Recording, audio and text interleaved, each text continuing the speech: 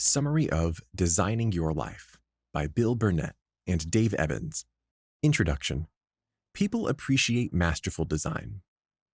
Whether it's the sleek power of a luxury sports car or the unique style of a designer dress, we love things that make us stop and consider how well made it is. It gives us a sense of satisfaction and completion, a sense that everything is where it should be and it has all been pulled together by an intelligent being with impeccable taste. Now, wouldn't it be great if we could feel that way about our own lives? Given the frequency with which we often sigh over the chaos of our lives, it sometimes seems impossible. But in fact, with just a few tools, we can learn to emulate the same skillful design we appreciate in our favorite products. So, through the course of this summary, we'll take a look at the design tools we need in our toolkit and learn what the four most important parts of life are, and most importantly, how we can balance them. How to find your compass for life. Why you want to design more than just one type of life.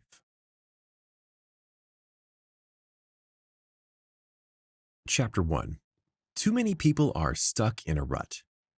Raise your hand if you feel completely 100% satisfied with every single aspect of your life. What? No hands? Sadly, that's not much of a surprise, is it? Because as much as we'd like to feel totally in love with every part of our lives, that's rarely true for anyone. Because whether it's dissatisfaction with our relationships, appearances, or profession, there's usually something that causes us distress. And according to some recent surveys, for most people, that's the feeling that they've chosen the wrong career. For example, in a poll of workers across the United States, 2/3 of the people surveyed reported that they were dissatisfied with their job. In some cases, they said that this was because they had gotten a degree in a field that they felt no longer suited them. For example, 30 years after their college graduation, some people with a degree in civil engineering said they now wished they'd chosen a different career all those years ago. But because that's what they pursued in school and how they've since made their living, many now feel trapped in a career that doesn't bring them any personal or professional satisfaction. Additional studies on this topic confirm that 31 million Americans between the ages of 44 and 70 agree that they'd wish they'd chosen a different career, one which gives them a sense of personal satisfaction or the ability to make a difference in the world in addition to a steady paycheck. Sadly, when asked what's holding them back from pursuing that career, the same respondents affirmed that they either have no idea how to get there or that they feel trapped by their current degrees. And with that being true for 31 million Americans, we don't have to read between the lines to conclude that we have a national epidemic on our hands. That means we don't need a simple tweak to the system, but rather an overhaul which would radically change our freedom to design our futures. Because, after all, a college degree should expand your options, not limit them. And since 3/4 of college graduates in the United States wind up in a career that has nothing to do with their degree, it's obvious that the potential for expansion is there. We just have to make it more accessible for people.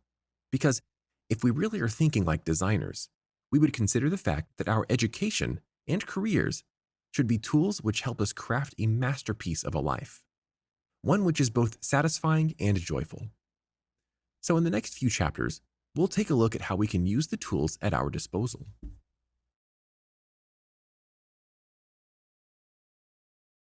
Chapter 2. The 4 key elements of life. Have you ever tried to get directions from Google Maps? If you have, then you know that you can't just blindly type in directions and expect it to give you a route. You have to have an understanding of where you are as well as where you're going. The same is true of designing your life. And sure, that analogy might sound a bit on the nose, but you get my point. Because without accepting our current location and developing a practical plan for how to get from point A to point B, our plans for designing our futures are just daydreams. So let's take a look at the 4 steps we need to assess in order to properly design our lives. The first step is to identify the 4 key areas in your life: health, work, play, and love. Health encompasses every element of well-being, including your physical, mental, and emotional health. Work, likewise, addresses every type of labor you're putting in, both paid and volunteer. Similarly, play can be defined as any activity you enjoy, and love applies to everyone you love, from your romantic partners to your friends and family to your pets. So, now that we know what these four areas of health are, let's take a look at how we need to balance them. The exact balance you choose is up to you, but it's important to remember that all work and no play, or vice versa, isn't okay. So instead, try to conduct an objective survey of your life and start by asking if any of these areas are being neglected. For example, are you focusing so much on work that your loved ones don't feel very loved right now? Or have you spent so much time playing that you've neglected to develop your career? Once you've established these preliminary conclusions, it's time to adopt what's known as a beginner's mindset and start asking the types of questions you might hear from a complete novice. Because, sure, you know yourself pretty well, but a beginner's mindset is a great outlook to have when you're making a life-changing definition. Like changing the design of your entire life. For example, this is the mindset you would want to use when choosing your future career. If you were interested in studying marine biology because you really love seals, a beginner's mindset might help you to ask questions like, what does a marine biologist's average workday look like? And how much of it really involves seals? Questions like these can help you avoid a career path that might be potentially unsatisfying. And the same is true for finding the right direction in your personal life. Chapter 3. Blend your work view and life view. When we think about great discoveries, we tend to think of explorers like Christopher Columbus or Galileo, whose inquiring minds drove them to find new things, and even when they had little more than a compass to guide them. And although the technological advances of today often lead us to regard the compass as a primitive tool, in fact, a compass is still useful, and one which can help us chart the course of our careers. In your case, your two guiding poles will be your work view and your life view. Let's think of your work view as your own personal philosophy on work and how it should be accomplished.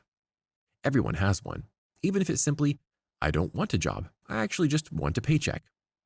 So take a minute to reflect and consider what constitutes good work, in your opinion, and how important additional factors like personal satisfaction, social impact, and salary are to you.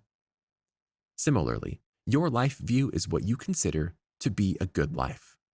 This encompasses everything from your personal beliefs to your sense of morality to the importance you place on religion, government, society, and personal relationships.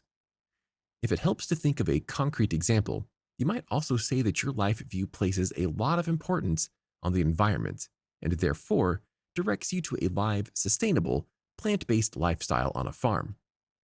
Whatever views comprise your two guiding poles, it might be helpful to start by reflecting on each area separately and then writing down 250 words or less that accurately describes your views on both. Once you feel you have a fully developed grasp on your comprehensive work and life views, you can work on finding a balance. The key, of course, is to identify a job that will strike a harmonious balance between your work and life views. If you've ever experienced personal or professional dissatisfaction, it probably makes a lot of sense to hear that discontent occurs when you compromise one or more of your defining worldviews. After all, if your life view prioritizes respecting the planet, you'll probably feel deeply uncomfortable in a job with a big pharmaceutical company that dumps chemicals into rivers. Likewise, if your work view says that a high-paying job with a lot of notoriety is important to you, you'll feel dissatisfied as a cashier. No matter what your two guiding views are, it's important to consider them when designing the course of your future. Because without this consideration, you're going to feel discontent and misguided. So now that we know our compass poles, let's take a look at how we can put our compass to work. Chapter 4. Find your flow. The next step is helping you find a state of meaningful engagement that will bring fulfillment to your life. This, of course, is key to satisfaction because it concentrates on eliminating the amount of bored, dissatisfied time you waste in your life. And if you think about the amount of time the average person spends scrolling through Facebook in the bathroom or checking Instagram notifications while they wait for yet another meeting to start, that's a lot of time. So let's start by thinking about what activities really get your brain engaged. One good way to measure the things that engage or disengage you is to invest in a good time journal. Unlike a regular journal, which provides a space for divulging all of your thoughts and feelings, or a bullet journal, which helps you to stay productive, a good time journal provides a dedicated space for recording your experiences, both good and bad, and understanding more about what brings genuine joy to your life. And you can start by taking a moment each day to write down how engaged or happy you are with what you were doing throughout the day. Likewise, if you find yourself unhappy or bored, write that down too. This might lead to some observations, such as noting that when you're doing data entry or responding to emails, you feel bored and annoyed. But when you're brainstorming a new project or writing a report, time seems to fly by and you barely think about what you're doing as work. This is the activity where you enter a state of flow. It's also important to note that this experience isn't limited to work activities. You can find your flow while playing soccer or baking a cake. No matter what the activity involves, flow is the state of being totally in the zone. It's when your brain is pleasantly engaged with an activity that's challenging enough to be exciting, but not so difficult that it feels stressful or hard. Flow is what you feel when you find meaning and purpose in an activity. And if you really think about it, you might say it's what makes you feel complete. So, while it may not always be feasible to align your favorite flow-related activity with your career, where possible, you should definitely try. Because if your work engages your brain to that degree, you'll always feel more stimulated than dissatisfied. And as you search for stimulation, you can also measure your energy levels. Because, as we all know, every daily activity requires a certain level of physical and mental work, both of which drain our energy.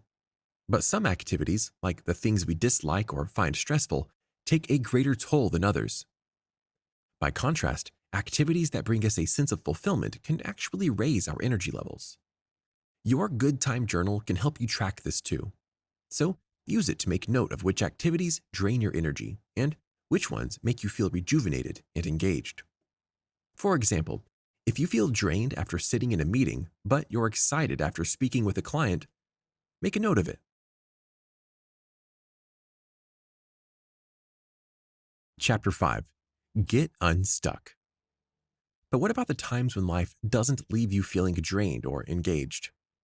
What about the times when you just feel stuck? Most of us have felt that way at one time or another, and we can all probably relate to the story of Grant, who was working at a car rental company. Although he had studied literature in college and greatly enjoyed it, he had felt pressured to jump at the first paying job he could get, even though it had nothing to do with his area of study.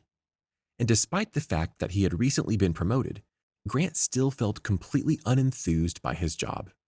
Trapped by the daily grind of angry customers and contractual technicalities, Grant felt as though his life was in a rut.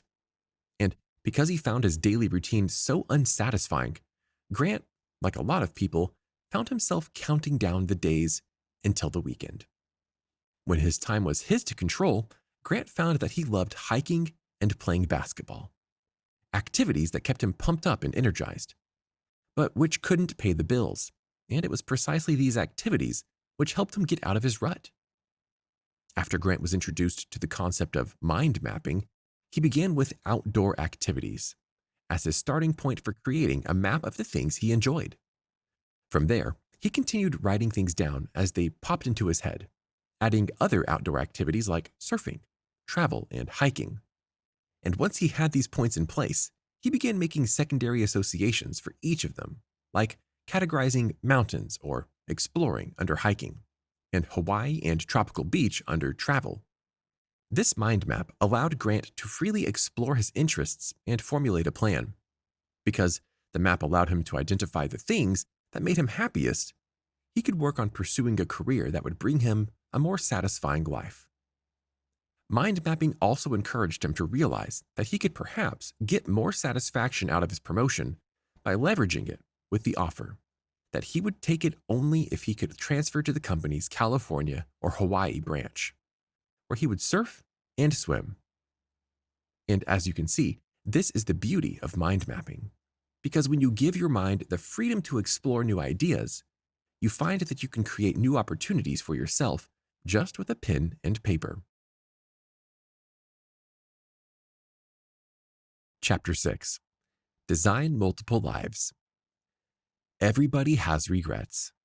Whether they have to do with choices in our personal or professional lives, everyone can point to something and say, if only I had done that differently, or if only that hadn't happened, everything would be better now.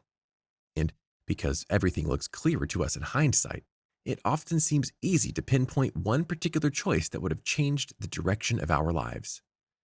But the truth is, it's not so simple.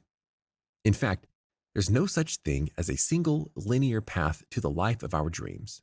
And in most cases, it wasn't one choice that decided the direction of our futures.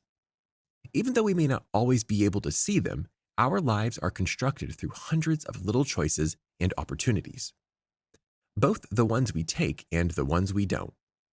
That's why we need a contingency plan, or the ability to plan multiple different lives.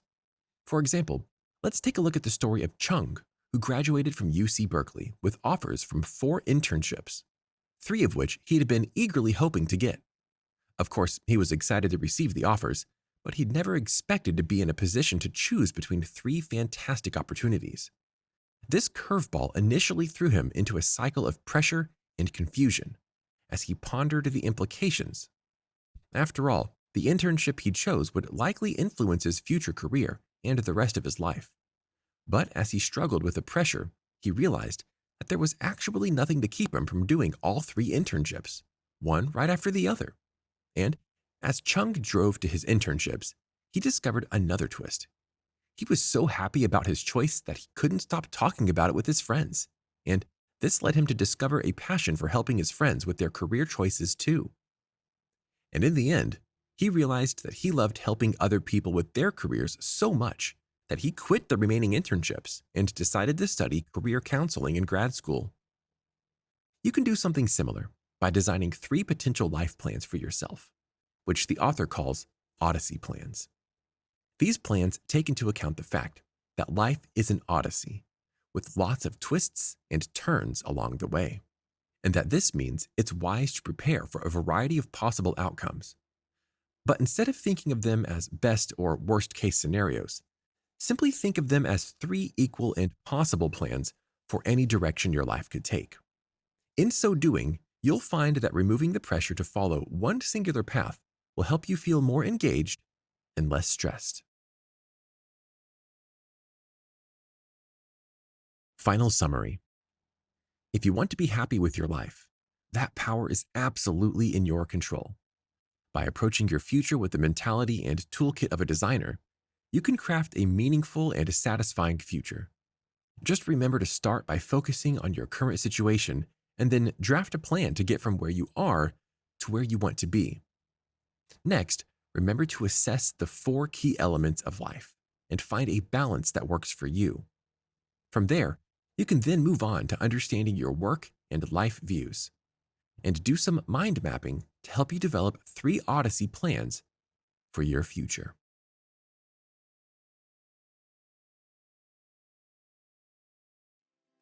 Did you like this audiobook summary? Click the like button now to support our channel and click subscribe if you want to get notified each time we post a new free audiobook summary on YouTube.